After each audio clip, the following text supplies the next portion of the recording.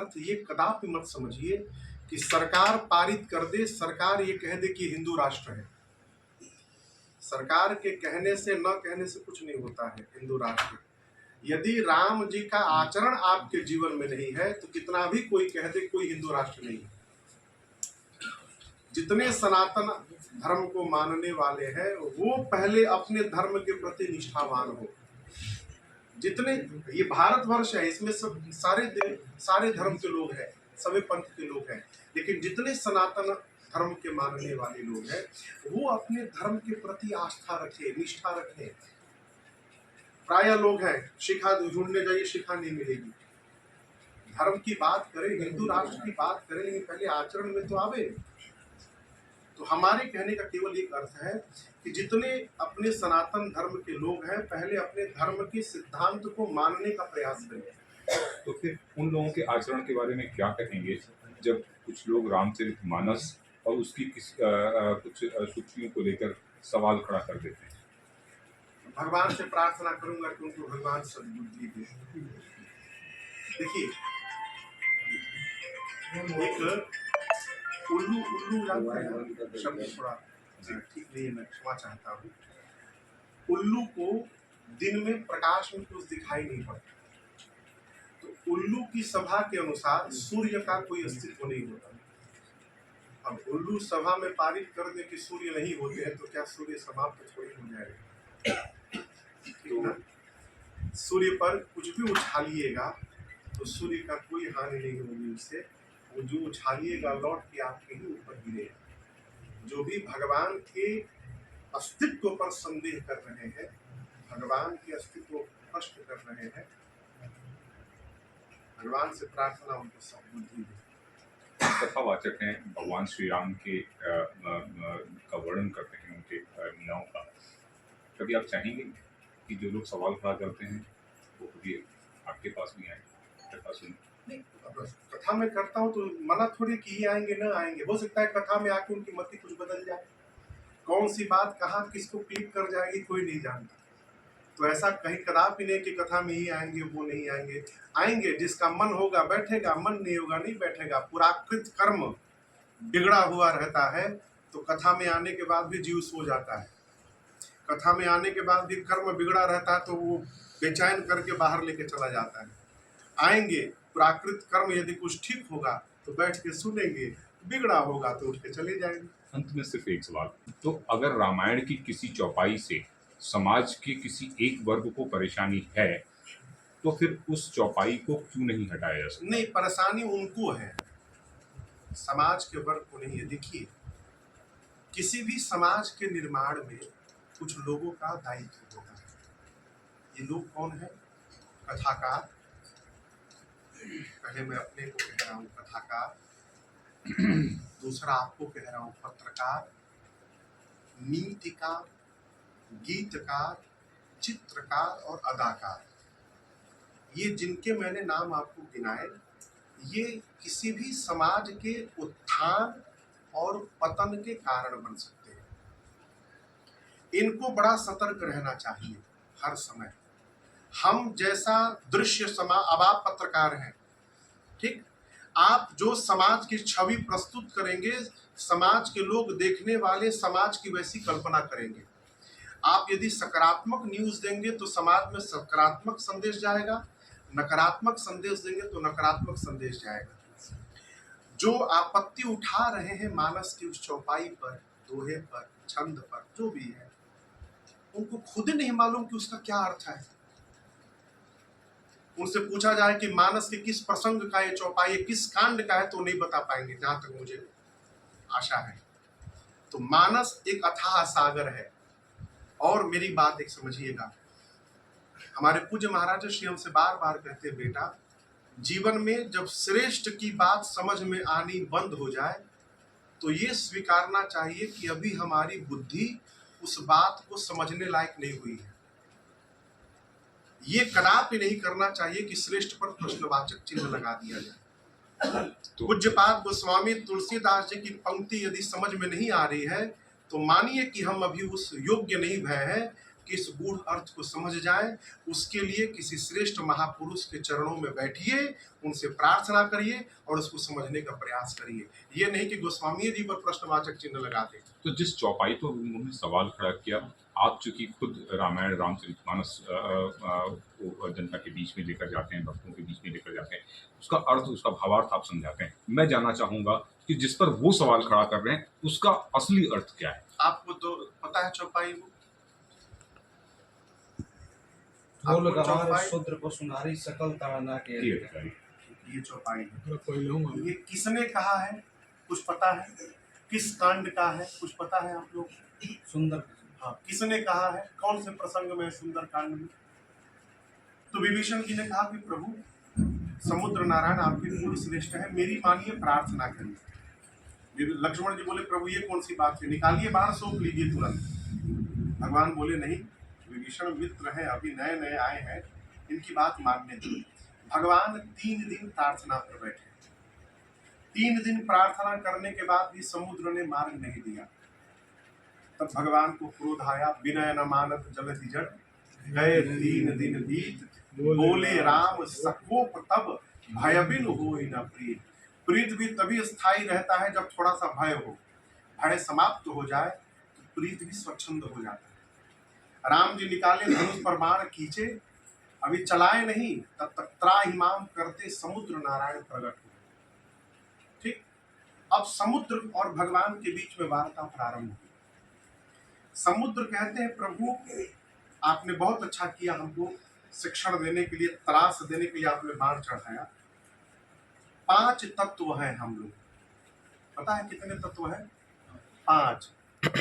गगन, समीर, अनल, जल, धरणी, इनकई नाथ सहज जड़ करनी। ये 5 तत्व हैं जिनसे हम और आप बने हैं। गगन, समीर, अनल, जल, धरणी। भगवान कौन है? भौ से भूमि, गौ से गगन आकाश, वो से वायु हवा, वो में आ की मात्रा, आ से अग्नि और नौ से नीर यानी पानी।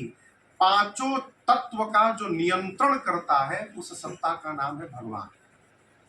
ठीक, समुद्र नारायण कहे प्रभु हम 5 तत्व हैं, हम 5 का स्वभाव जड़ जैसा है। जड़ यानी जड़वत बुद्धि का मतलब हम विचार नहीं करते। हमको आपने जैसी आज्ञा दे दी हम वो व्यवहार करते हैं। अब जैसे बाढ़ आ जाए तो पानी ये विचार नहीं करते कि किसका घर बचाना है, किसका डुबाना है। आग लग जाए तो अग्नि विचार नहीं करते कि किसका जलाना है, किसका बचाना है। कहते हैं प्रभु आ यसु, ये सब चौपाइयां हैं उसी प्रसंग में। प्रभु आ यसु जेहि कह जस अहई, सो तेहि भांति रहे सुख लहई। आपने जिसको जैसी आज्ञा दी है तो वो उसी प्रकार रहता और सुखी रहता है। आपने हमको जो आज्ञा दी है मैं उसका पालन कर रहा हूं, मैं बह रहा हूं। और आपने मर्यादा बनाई है प्रभु, आपने मुझे शिक्षण किया, अच्छी बात है। प्रभु सिख दीन ही मर्यादा पुनि तुम्हारी की नहीं। आपने मर्यादा की है, आपने बहुत अच्छा किया, मुझे शिक्षण दिया, लेकिन आपने मर्यादा बना दिया, अच्छी बात है। प्रभु सिख दीन ही मर्यादा पुनि तुम्हारी की नहीं। आपने मर्यादा की है, आपने बहुत अच्छा किया, मुझे शिक्षण दिया, लेकिन आपने मर्यादा बनाई है क्या? ढोल, गंवार, शूद्र, पशु, नारी, सकल ताड़ना के अधिकारी। अब यहाँ ताड़ना का अर्थ पीटना नहीं होता है। अवधि में हम लोग कहते हैं काहो बबुआ 4 दिन से तारा के ताड़ता नहीं हो। सुने हैं ये शब्द को आप लोग? ताड़ना मने देखना।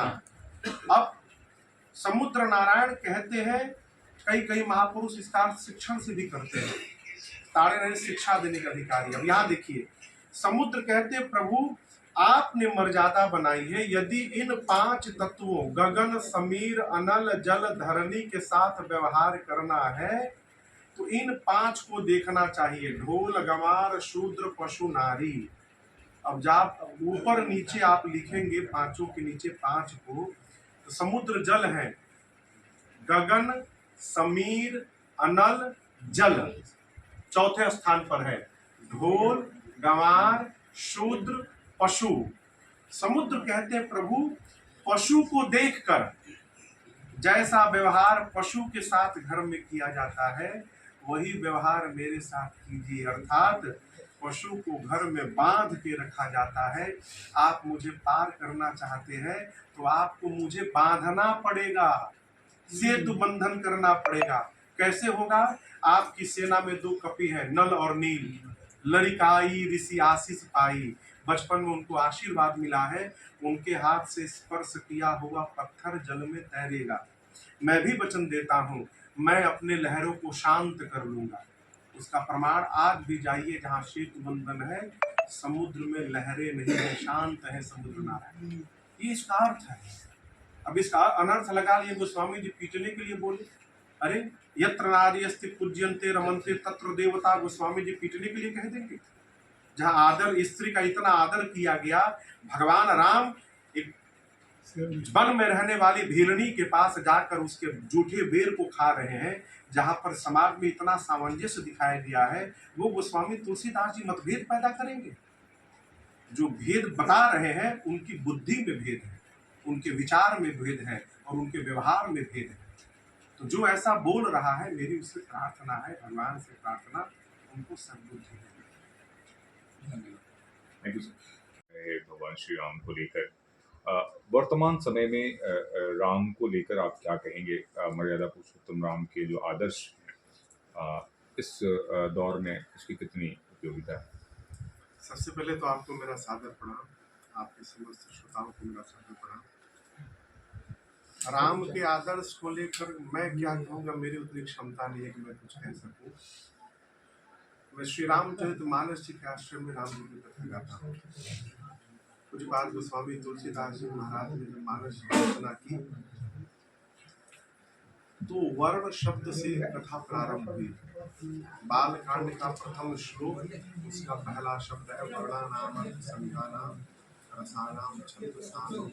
वर्ण शब्द से प्रारंभ हुई कथा और कथा पूरी हुई उत्तरकांड के अंतिम श्लोक की अंतिम शब्द पर दहयंतिरो मानवा, मानव शब्द पर। अब राम कथा का संदेश यही समझिए कि वर्ण कोई भी हो, ब्राह्मण हो, वैश्य हो, क्षत्रिय हो, शूद्र अथवा सेवक हो, कोई वर्ण हो, जब तक वो पूरा रामचरित्र अपने जीवन में नहीं आत्मसात करेगा अथवा उसका प्रतिशत नहीं आत्मसात करेगा, तब तक वो मानव कहलाने का अधिकारी नहीं है। केवल मानव शरीर में शरीर प्राप्त कर लेना ही मानवता नहीं है। यदि मानवीय जीवन के मूल्य हमारे जीवन में के आचरण में नहीं है तो हम पशु से भी गए गुजरे हैं। एक श्लोक आप सुने होंगे, एषाम न विद्या न तपो न दानम ज्ञानम न शीलम न गुणो न धर्मः ते मर्त्य लोके भूरिभार भूता मनुष्य रूपेण मृगाश्चरन्ति। न शील है, न तप है, न दान है, न ज्ञान है, न विद्या है, वो धरती पर भार है, पशु के समान है मनुष्य के रूप में। तो राम जी की कथा, राम जी का चरित्र मानव को मानव बनाने का कार्य करते हैं। तो अब जबकि भगवान श्री राम का भव्य मंदिर बन रहा है, किस तरीके से आप इसको देखते हैं? ये तो सौभाग्य है हमारा और आपका, सभी सनातन धर्म के जितने यहाँ पर अनुयायी हैं, सबका सौभाग्य है। वर्षों से हमारे पूर्वज जिस दृश्य को देखने के लिए कल्पना करते थे, उसके लिए संघर्ष किए, बलिदान दिए अपने जीवन के, अपने प्राणों का, उस दृश्य को हम और आप देख रहे हैं, देखने वाले हैं। ये हमारा आपका परम सौभाग्य है।